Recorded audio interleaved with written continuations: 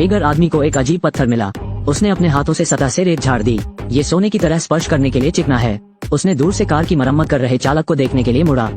एक पल की हिचकिचाहट के बाद भी उसे बुलाया। जैसा कि कहा जाता है, असली सोना आग से नहीं डरता। फिर दा जूंग ने लाइटर निकाला और उसे जलाया। ये बात बिल्कुल नहीं बदली है। पता चला कि यह वास्तव में सोने का एक टुकड़ा है। सो दोनों ने औजार लिए और फौरन खोद डाले। उनके आश्चर्य के लिए जमीन पर सोना सिर्फ पहाड़ की नोक है। मैं बहुत दिनों से खुदाई कर रहा हूँ, लेकिन मुझे नीचे का पता नहीं चल रहा है। उन्होंने ये देखने के लिए क्रूर बल प्रयोग करने का निर्णय लिया कि क्या वे इसे तोड़ सकते हैं, लेकिन दोनों ने पूरी कोशिश की। सोना स्थिर रहता है, ये देखना कि जनशक्ति पर्याप्त नहीं है। वे फिर से गाड़ियां खींचने लगे, लेकिन टायर ही नहीं डूबा। रस्सी टूट गई है। बिना किसी विकल्प के दोनों अथक खुदाई करने लगे। शाम तक सोना अभी भी अथाह है। ऐसा लगता है कि यह सोने का टुकड़ा नहीं है, लेकिन एक सुनहरा पहाड़। इस तरह खोदने का कोई तरीका नहीं है। इस समय दा जूंग ने प्रस्ताव दिया, भाई की आंख को खुदाई करने वाले को खोजने के लिए शहर जाने के लिए कहें। मैं रहता हूँ और सोने की रखवाली करता हूँ। राउंड ट्रिप में 4 से 5 दिन लगने का अनुमान है। दा जूंग ने विशेष रूप से पूछा। उत्खनन किराए पर लेने के कारणों के बारे में अवश्य सोचें। दूसरों को सुराग देखने न दें, लेकिन भाई की आंख सोचते हैं।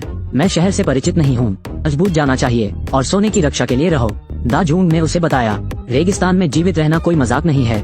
झुलसाने वाला सूरज, रात में क्रूर भेड़िए होते हैं। आपके लिए एक विदेशी के रूप में जीवित रहना कठिन है। लेकिन भाई की आंख ने रहने पर जोर दिया। दा जूंग अब कुछ नहीं कहते। अगले दिन भोर दा जूंग ने भाई की आंख के लिए एक बाल्टी पानी छोड़ा, कुछ डिब्बे और एक चाकू। साथ ही उसे अपना एकमात्र सैटेलाइट फोन भी दिया। फिर उत्साह से खुदाई करने वाले को खोजने के लिए चला गया। चिलचिलाती धूप के तहत भाई की आंख ने सोने को रेत से ढक दिया। फिर मैंने मरे हुए पेड़ों से एक छोटा तंबू बनाया। फिर सूखी लकड़ी का एक गट्ठर उठाओ। भेड़िए के हमले से बचने के लिए लपटों का प्रयोग करें। पहली रात आती है, वो अभी भी ताज़ा डिब्बाबंद खाना खा सकता है, लेकिन अगले कुछ दिनों के लिए वो केवल काट सकता है। अगले दिन भोर भाई की आंख ने अभी अभी अपनी आंखें खोली। अवचेतन रूप से सोने को देखा। अचानक फोन बज उठा। वो फोन पर हाथापाई करने लगा, लेकिन कोई संकेत नहीं है। दोपहर के समय धूप तेज होती है। भाई की आंख सोने को घूर रहे हैं। यही एकमात्र विश्वास है जो उसका समर्थन करता है। पास में पड़ी सूखी लकड़ी जल गई। उसे खोजने के लिए और दूर जाना पड़ा। इस समय उसने दूर में कुछ देखा। जाने से पहले उसने सोने को पत्थरों से दबा दिया। फिर पहाड़ी पर चढ़े की दूरी पर एक विमान का मलबा है। आदमी रेत के नीचे सोने की खान खोजता है। सोना रखने के लिए वो 48 घंटे से रेगिस्तान में फंसा हुआ है, और वो साथी जो खुदाई करने वाले को खोजने गया था, लेकिन लापता हो गया है। सौभाग्य से उसे एक विमान का मलबा मिला। उसने विमान के चारों ओर ध्यान से देखा। मुझे लगता है कि यह आदर्श आवास है, लेकिन एक पहाड़ी है। अगर यहाँ रहते हैं, देखने में कोई सोने की खान नहीं, तो उसके पास एक विचार था, विमान को नष्ट करना शुरू करें, मलबे को वापस सोने की खान में घसीटना। सूखे पेड़ों के खिलाफ कैंप बनाया, लेकिन यह एक ऑपरेशन। उन्होंने गंभीर निर्जलीकरण के लक्षण विकसित किए। ये बात है, वो गहरी नींद में सो गया। जब वो फिर से उठता है, माथा और गर्दन धूप से झुलस गए हैं। पसीने से मिश्रित घाव कई मच्छरों को आकर्षित किया। भाई की आंख का दिल टूटने की कगार पर है। वो सोचता है कि यह इस तरह नहीं चल सकता, इसलिए उसने एक पत्थर से उसका एक टुकड़ा गिरा दिया। इस सोने के टुकड़े को लेना चाहते हैं, इस गंदी जगह से बाहर निकलो। लेकिन इस समय फोन अचानक बजा। क्या आपने पहले कभी आकाश में पाई का अनुभव किया है? नहीं, इसे खोने का जोखिम उठाना चाहते हैं? ऐसा न करें, सोने की रक्षा करो। मैं यथाशीघ्र वहां पहुंचूंगा, हमें और सोना मिलेगा। भाई की आंख, पानी की भारी कमी के कारण दिन के दौरान सूखी लकड़ी एकत्र नहीं की जाती है। बची हुई जलाओ लकड़ी जल्दी बुझ गई। वो सिर्फ टॉर्च से भेड़ियों को भगा सकता है। ये तीसरे दिन तक चला। थके होने के कारण उसे अब मच्छरों के काटने की परवाह नहीं है। पूरा चेहरा पहचान से परे है, लेकिन सोने की खान के लिए उसे इंतजार करना होगा। इस समय कुछ ही दूरी पर उसकी नजर एक जहरीले सांप पर पड़ी। आपके दरवाजे पर डिलीवर किए गए गेम का सामना करना। उसने चाकू उठाया और उस पर कूद पड़ा।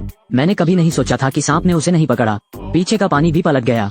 कैन में बचा हुआ सूप अपने मुंह में डालें। अंतिम विनम्रता का स्वाद लेना। चौथा दिन भाई की आंख आपूर्ति खोजने के लिए फिर से विमान के मलबे के पास आए, लेकिन उसने पाया कि एक आकृति उसकी ओर बहुत दूर नहीं चल रही है। वो जल्दी से केबिन में छिप गया। सोना बैग में छिपा दिया, लेकिन इसकी खोज एक महिला ने की। उससे पूछो कि वो यहाँ क्यों छिपा है। भाई की आंख चुप है। मुझे उम्मीद है कि वो जल्दी चली जाएगी। इस समय महिला उठी और इधर उधर देखने लगी। टेंट की ओर घसीटने के निशान का पालन करें। भाई की आंख एक पल के लिए घबरा गए।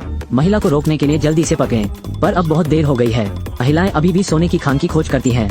हताशा में कियान भाई को खाता है और महिला को गोली मार देता है। उसके ठीक होने का इंतजार करें। महिला सांस नहीं ले रही थी। वो घबरा गया और जमीन पर गिर पड़ा। सोने के लिए वो हत्यारा निकला। मरुस्थल में शव को घसीटता हुआ आदमी। फिर शव को घसीटकर गड्ढे में दबा दिया गया। फिर महिला का सामान ले गए। पीने का पानी घूंट, सांप का मांस खाना, लेकिन लंबा नहीं। शव को जंगली भेड़िए घसीटकर बाहर ले गए। विनाश के लिए उसे शव को आग लगानी पड़ी। 5वीं सुबह उनके पार्टनर का फोन आया। भाई की आंख फूट फूट कर रोने लगे। मैं दाजूंग से जल्दी वापस आने की विनती करता हूँ, लेकिन दाजूंग ने कहा अभी भी कुछ दिन और इंतजार करने की जरूरत है। भाई की आंख का दिल टूट गया है, लेकिन जीवित रहने के लिए चिलचिलाती धूप में वो केवल सूखी जलाओ लकड़ी ही इकट्ठा कर सकता है। लेकिन जब उसने ऊपर